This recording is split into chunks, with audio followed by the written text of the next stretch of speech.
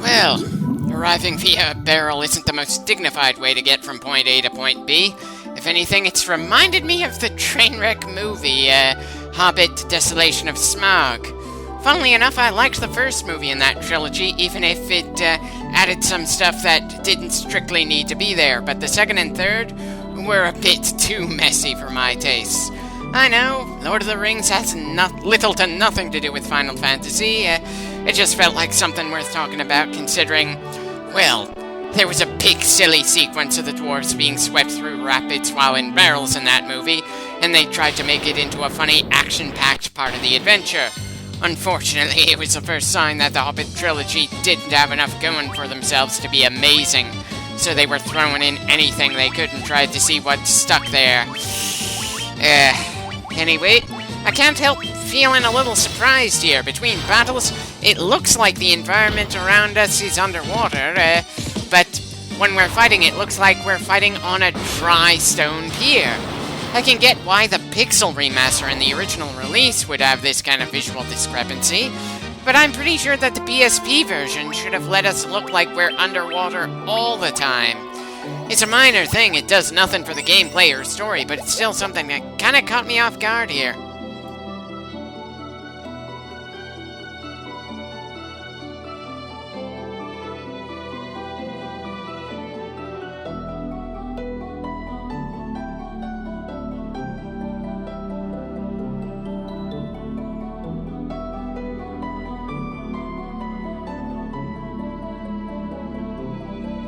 Wonder why some of these pillars look in perfect condition and some of them are in varying degrees of decay.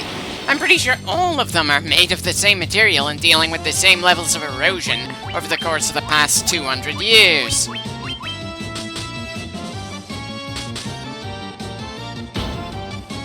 And of course, Tyson is the only one poisoned here.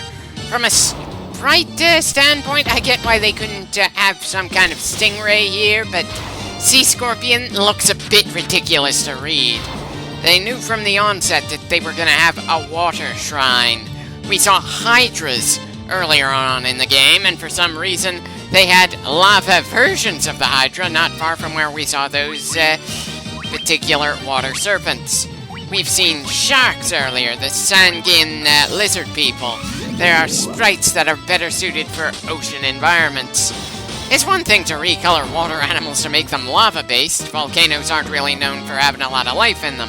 But using land bugs and animals in a location where you've already got some sprites for aquatic animals in your water-focused environment? That just... ugh.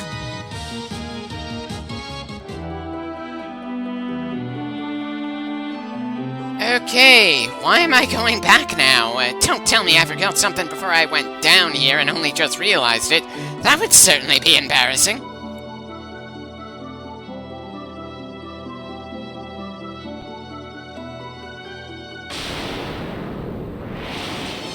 Ah, good. There are sharks in these waters. I know, odd thing to be relieved by, but considering how many palette swaps we've seen in this game so far, can you blame me for worrying we just fight a lot of sea-based creatures that looked only slightly different from the land ones?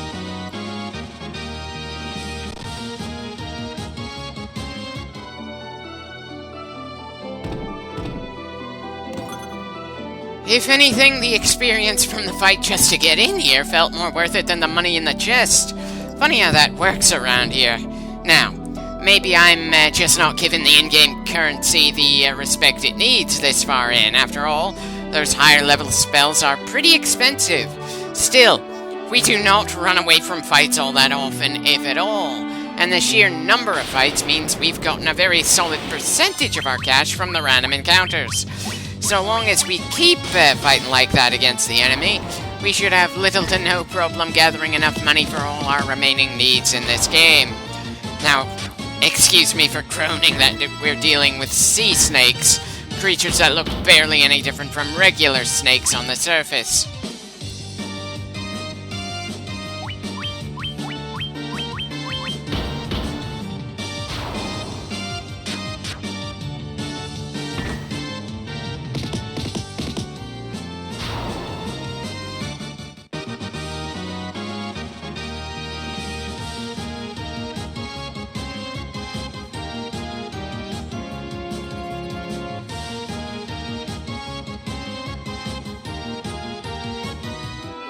It probably says something that I've yet to get tired of hearing that jingle in this game. Who knows, I may never get tired of the victory jingle in the entire franchise. Or at least the parts of the franchise I'm planning on let's playing at any rate. I know I'm planning on doing 4 once we're done with this game. I've recorded a very solid chunk of 5, but to be honest, I've kind of lost personal momentum for it and I'm probably gonna have to force myself to finish it. The story is better than I was expecting. I certainly like the characters, but the whole change your class at any time gimmick is making it feel more annoying to me than it probably should. Not sure if I'll ever get around to working on 3, since that's got the whole constant class changing thing in it as well. Definitely looking forward to working on 7, 9, 10, and 12, that's for sure. I've heard nothing but good things about 6, so that's probably going to be a blast to do as well. I'm still pretty on the fence about 8, 13, 15, and 16, though. They've each got some things that really pull me in, but they've also got things that push me away, and it's not as easy to tell myself with any kind of definite feeling no, like I could with 2 and 3 after trying them out. It's really absolutely astonishing that every game feels like its own thing, and having the Final Fantasy title doesn't mean you have a solid idea of what kind of experience you're gonna get. This series just goes through a hell of a lot more experimentation than any other game franchise I can think of. And while it can be pretty hit or miss at times, there are enough hits for me to certainly respect the franchise.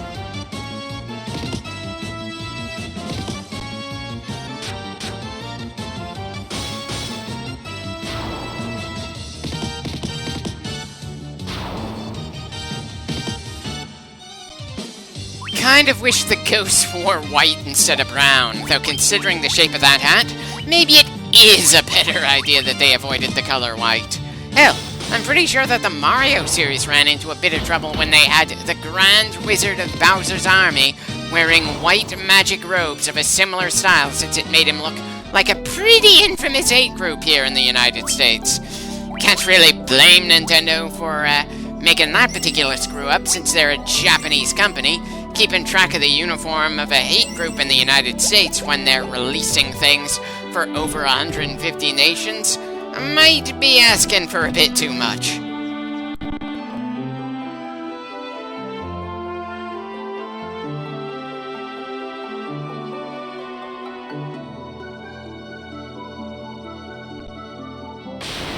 Thematically, I get why we've got the odd water reflection effect thing when we're not in a fight. It helps sell why we needed the oxtail in order to breathe in here.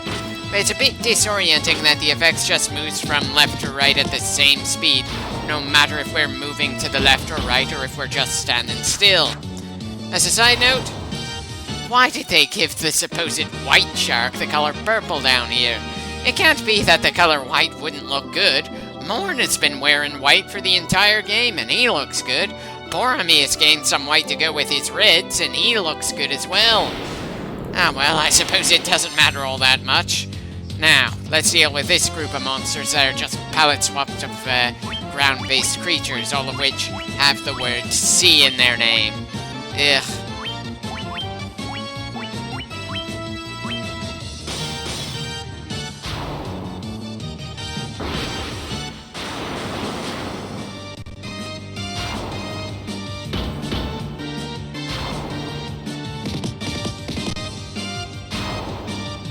Always nice to take down a group larger than us in a single turn.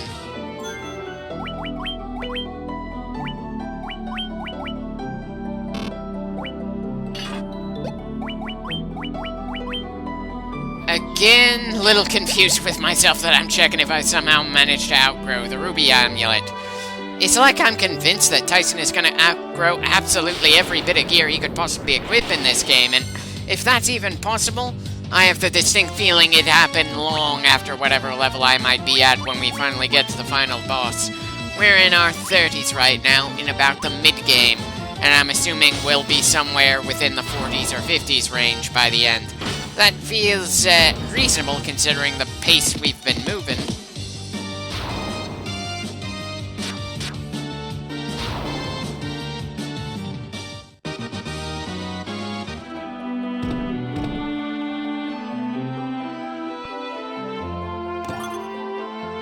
Definitely feels insulting that a chest in a place this far into the game only had 20 gil for us. By the way, who decided to name the in-game currency gil?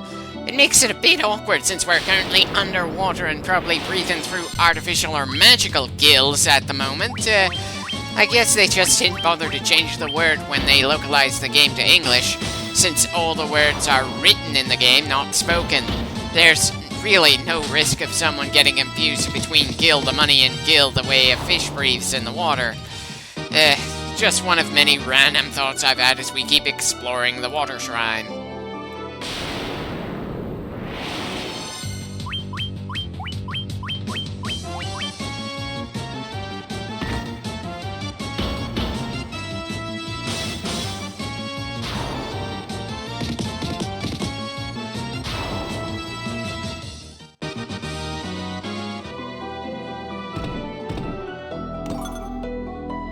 Considering weight doesn't really seem to be much of a factor in this game, I assume this means it has the element of light or something to that effect. Part of me can't help feeling that's a bit shaky to use an axe underwater since, well, the water really messes with any kind of slashing motion. But then it's not like anyone on this team would be able to use a spear or trident, or that the game would show anyone doing a stabbing motion instead of a dramatic-looking slash.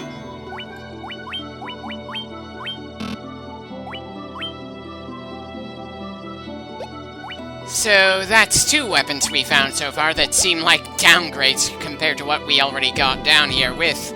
We certainly came to the third shrine pretty prepared, that's for sure, but the fact of the matter is that it's the third out of 4 shrines and that we have the final dungeon of the game after that. It's only gonna get tougher from here, and I'm sure by that point it's gonna feel like absolute bullshit. Granted, saving the world is rarely if ever an easy job, and we're the chosen ones because nobody else around here can do what we can. But the fact of the matter is we're the only active force trying to fight against the hordes of monsters trying to make the world a worse place around here. Really wish there was some sense that others were trying something. I'm not asking for other people to restore the crystals for us. I'd just like some signs that soldiers or adventurers want to at least try to fight against the infinite hordes of beasts. Instead, it just feels like everyone in this world is calmly waiting for the band of 4 heroes to get things done. The King of Cornelia stopped caring about the rest of the world the moment his daughter was safe and he built that bridge. The Elf Kingdom is just happy that their prince is out of his coma because of us, and said nothing about trying to secure the forests around their village. And none of the other locations we've been to seem to have any form of soldiers, just nothing but civilians, and maybe the occasional pirate for some reason.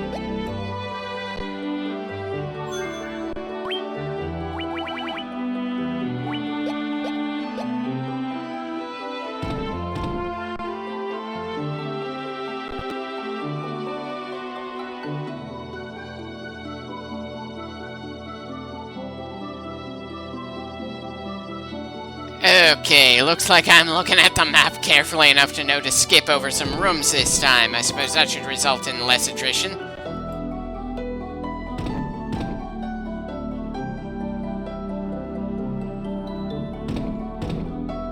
Well, hello there. I wasn't expecting to run into civilians in a monster-infested shrine.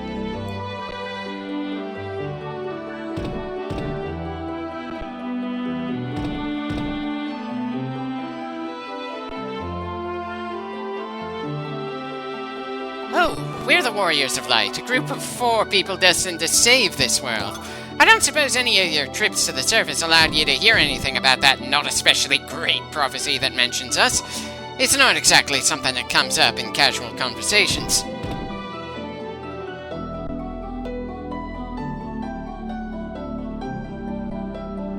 Do you mean figuratively, or do you mean you'll literally turn into foam after a certain amount of time?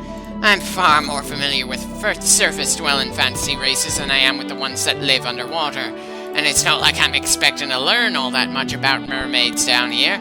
You girls don't even get your own village. You're just some interactable people in an out-of-the-way corner of a rather large dungeon.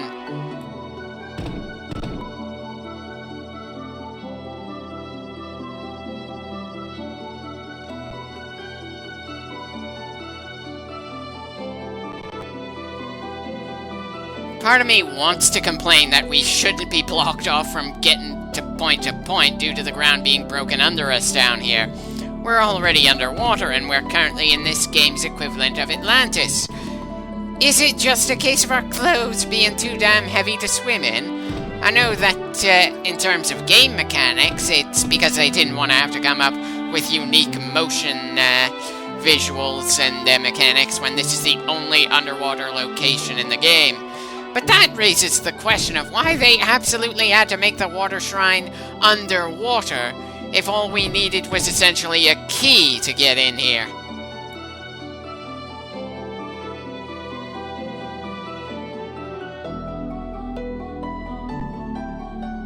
Huh. I'm sure that a mermaid entering a desert had to be quite the odd experience for her. Shame we can't learn more about it from her. I'm sure it was quite the change in perspective for someone who came from an underwater environment to one that has little to no water at all. Ah, well, it's not like we've had any real conversations with anyone in this game anyway. I'm pretty sure we're done grabbing items on this floor now. I'm kind of surprised we had an entire floor in a major dungeon where we don't get any random encounters.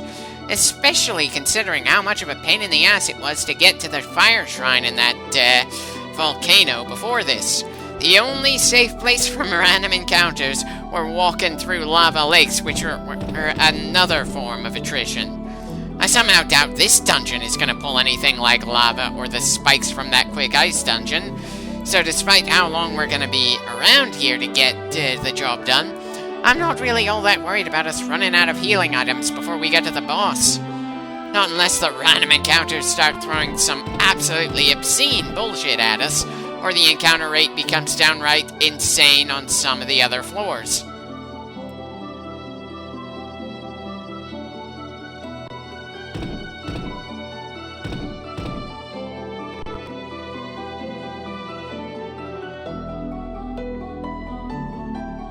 Okay, apparently I'm not really looking at a map as I try to find my way out of this floor.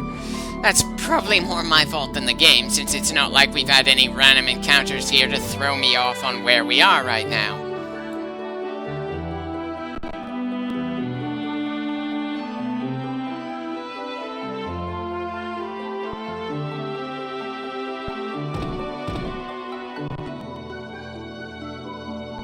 And just what prayers are that? Were you hoping for some random surface-dwelling man to walk into your rather isolated chamber in the underwater ruin? Or are you holding out for a hero to defeat the Kraken and restore the water crystal?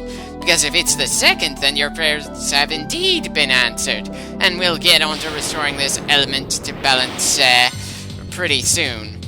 It's probably not going to happen within this clip, but it's definitely going to happen at some point in this long bit of raw footage that I had to split up. I kind of wish that the effects of whatever the Kraken has been doing were more immediately evident here. This place has been underwater for 200 years, and the whole light of the ocean thing feels pretty vague to me. I'm pretty sure that the ocean, especially at some of the deeper depths, is a pretty dark place since the sun can't shine its way down that much salty liquid. Sure, oceans are very much filled with life, but in many ways, it's essentially alien life compared to what people are generally used to up here. It's part of why I'm so annoyed by various versions of Atlantis, and by the various recolors of surface animals here. It is such a hostile environment in different ways from a volcano.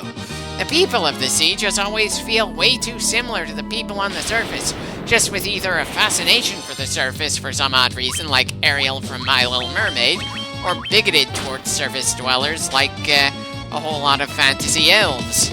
And we got enough bigotry up here with other surface dwellers.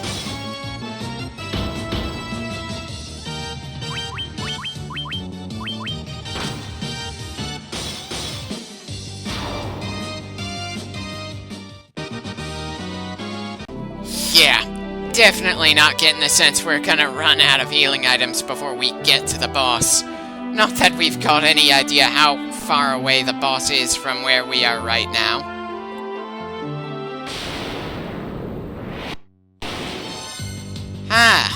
certainly took long enough for us to run into a bunch of Sankin down here. They just felt like such a natural enemy type for us to run into, considering our environment right now. Part of me wants to ask if there's some kind of hostile relationship between the Sangin and the mermaids, but it's not like this game has anywhere near enough of a story for us to see any conflicts between different civilizations.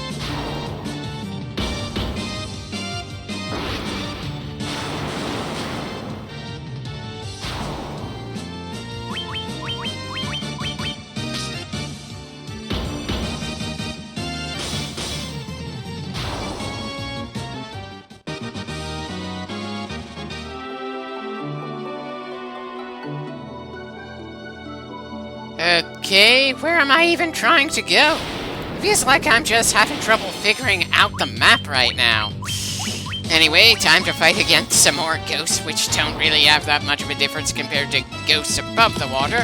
Hard to really complain about that too much, since, well, they're people who are already dead, but it's still a bit odd that somehow there's enough left of these guys physically after 200 years of decay in the ocean for punches and sword slashes to break them apart beyond the point of functioning as an undead monster. It's kind of funny that I'm willing to accept the idea of the undead, but I get a little shaky about it when it comes to an undead we're fighting in the ocean. Anyway, let's get some healing done after that skirmish before we move on.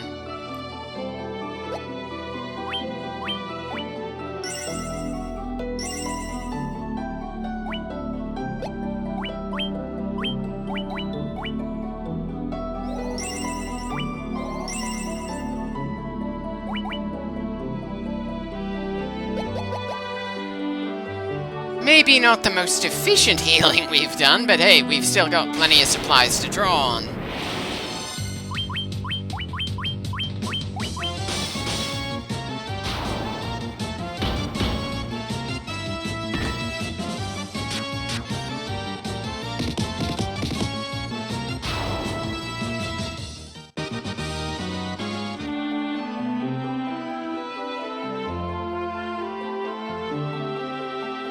Well, that's certainly a nice-looking wall. Bit of a shame that we're unlikely to see something that looks like crystals grown to provide walls in other locations. And if anything, those crystals grown on the walls kind of make it feel more explainable why we're finding diamond armor down here. The pressure just makes it easier for dense materials like that to form. Or at least that's my headcanon for it. I'm not a geologist, so I could be wrong about how those kinds of hardened gemstones are formed.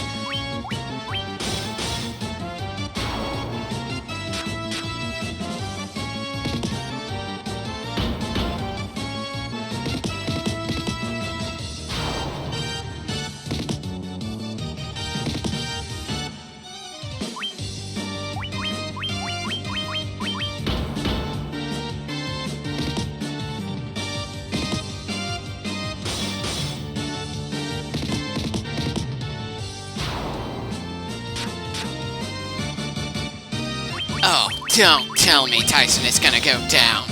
I swear, our monk is the single most abused member of the team. Just what makes him more tempting to hit than the fragile mages? Is it just that the enemy can read the armor values and see that he's got less normal defense than anyone else? Or is it the fact that he's dishing out more damage per turn?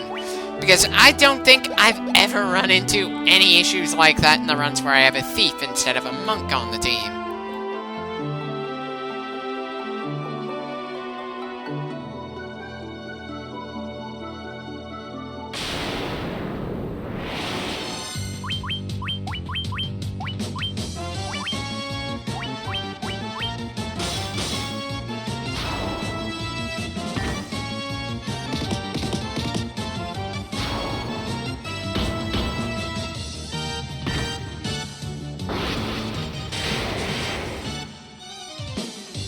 Maybe I should use a stronger lightning spell since the bare bones basic one isn't up to snuff anymore. But everything else is meant to use against multiple targets, and it somehow feels wrong to use those against a single enemy.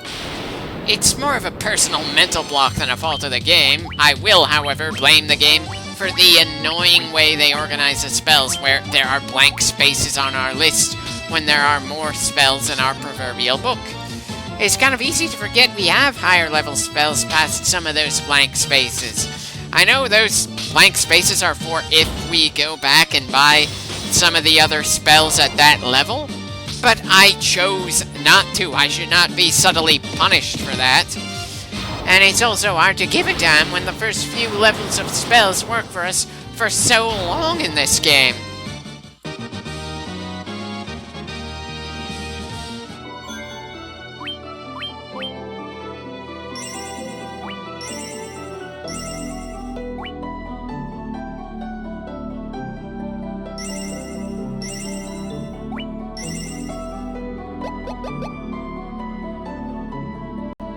Pretty sure this is gonna be the last floor we go through in this clip.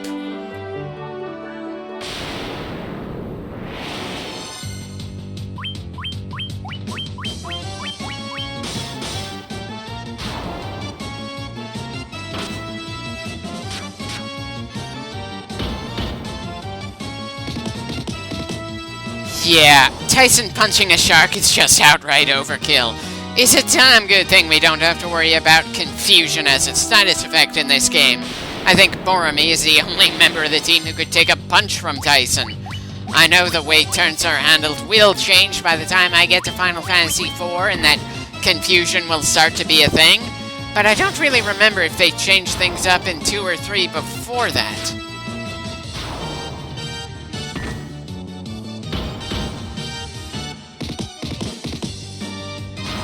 And then there was one.